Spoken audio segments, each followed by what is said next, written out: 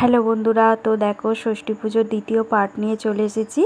এখন আমার দিদি এখানে আর কি প্রদীপের শিখা দিয়ে কাজল পরাচ্ছে আর কি, কাজল লতায়। তো আমাদের এটাই নিয়ম, নয় মাসিমণি নয় পিসিমণি করবে, যেহেতু পিসিমণি এখন এখানে নেই তো আমার দিদিই করছে, যে কোনো কেউ একজন করলেই হবে।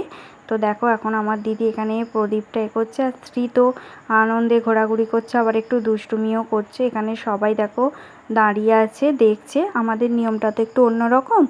তো এখানে বেলডাল আছে, দুধ আছে, মেটে সিঁদুর আছে যেটা আমাকে পড়তে হয়, আর প্রদীপ থাকে, আর যা যা রান্না হয় সব কিছু এখানে দিতে হয়। আমার দিদি একটু খাবে আর পুজোর শেষে আর আমিও খাবো। তো কি সুন্দর লাগছে দেখো। তোমরা সবাই আমার সোনাটাকে আশীর্বাদ করো, ও যেন সবসময় সুস্থ থাকে আর ভালো মনের মানুষ হয়। আর কিছু চাই না, আমরা এইটুকুনি চাই আমাদের সোনাটার থেকে। তো তোমরা পরে দেখতেও পাবে আমার সোনাটাকে। আর ভিডিওটা কিন্তু পুরোটাই দেখতে থাকো, আর অবশ্যই লাইক শেয়ার আর সাবস্ক্রাইব করতে কিন্তু ভুলো না। ফেসবুক থেকে কেউ দেখে থাকলে অবশ্যই ফলো করে দিও। আর এখনও আমি আসিনি, আমি এখন ওই ঘরেই বসেছিলাম। আমায় দেখতে আসে, সবই করতে আসে, আমি যেহেতু নিচে বসতে একটু অসুবিধা হয় সেই জন্য আমি একটু পরেই এসেছিলাম, এইদিকে সব কিছু কাজ হয়ে যাওয়ার পরে। তো এখানে দেখো সব কিছু রান্নার যা হয়েছে সব রাখা আছে। তো দেখো এখন এখানে আমি এসে বসেছি।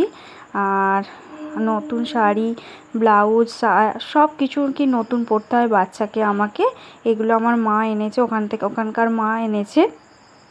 আর আরও অন্য শাড়িও এনেছিল, কিন্তু ওটা আমি পরতে পারছিলাম না বলে আবার অন্য শাড়ি একটা এনেছিল, সেটাই পরেছিলাম। তো এখন দেখো মাথায় ঘোমটা, এটা আমার দিদি হয়, এর আগেও দেখেছো স্বাদের ভিডিওতে দিদি স্বাদ দিতে এসেছিলো। আর এখন দেখো এখানে যেটা নিয়ম মা বলে দিচ্ছে। আর এখন দিদি মানাটাকে কোলে নিয়ে বসে আছে, আমার আগে হয়ে যাক তারপরে আমি কোলে নিয়ে আর কি পুজোটা করব। তো দেখো মা সব শিখিয়ে দিচ্ছে, আমি সেইভাবেই করছি। আর মা ষষ্ঠীকে তোমরাও জানিও যেন আমার সন্তান সব সময় সুন্দর সুস্থ থাকে, আর কিচ্ছু না। তো এখানে দিদির মেয়ে আরও সবাই যারা এসেছে, মাসিমণি সবাই দাঁড়িয়ে আছে। তো একে একে সবাইকে দেখতেও পাবে। তো এখন মন দিয়ে আগে আমি পুজোটা করে নিই। তো চলো এখন পুজোটা করা যাক। হ্যাঁ, আর এটা আমাদের 6 দিনেও হয় পুজোটা, 12 দিনেও হয়।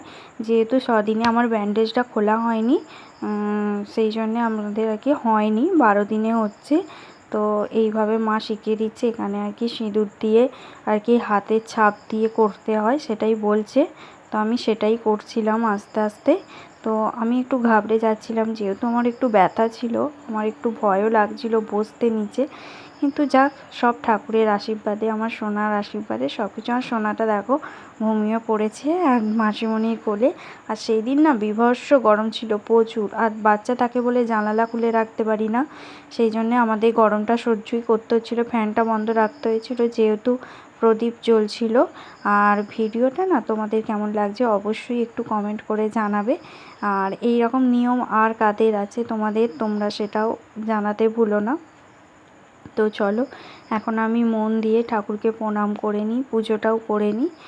আর আর এখন দেখো আমার নন্টি আর বসে থাকতে ওখানে পারছে না, শ্রী ওর বোনির কাছে এসে বসবে, আর সেটাই ও বায়না করছিল।